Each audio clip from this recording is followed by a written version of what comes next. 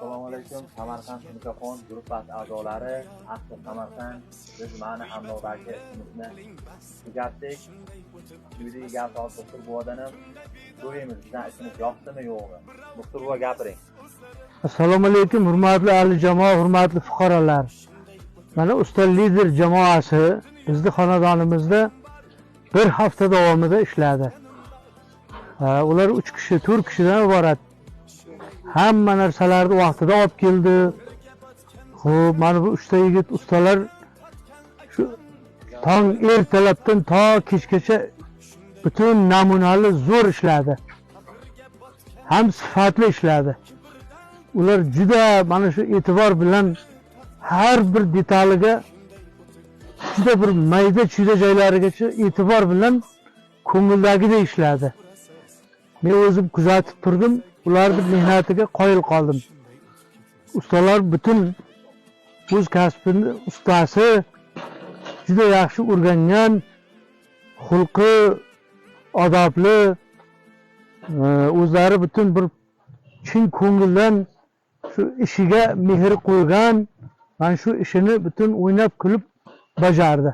Natijada juda bir chiroyli ish bo'lib qoldi. Men juda ham mana bu ustalardan xursandman, ularga ming rahmat aytaman.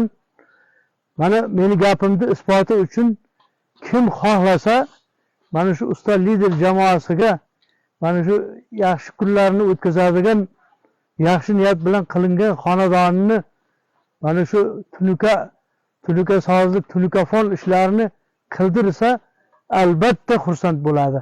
Men bunga ishontira olaman. Kafolat berib ishontira olaman. Meni ko'nglimdagidek bo'ldi. Men ham juda ko'p joylarda bo'lib ko'rib yurganmiz. Mana shu odamlarning xonadonida yaxshi kunlarida bo'lib mana shu ishlar qanday bo'lishi kerak, shu qayerda nima kamchilik bo'lgan, e'tibor bilan qaraganmiz.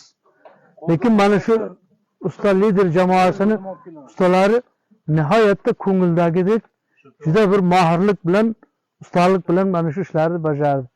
Ming rahmat ularni ota bobosiga, ming karra rozimiz ularning ishiga. Mana shu ustalardan rozi bo'lib xizmatiga rozi bo'lishni so'raymiz. E'tiborlaringiz uchun rahmat. Usta lider jamoasi bilan bo'ling, xizmatingizdamiz.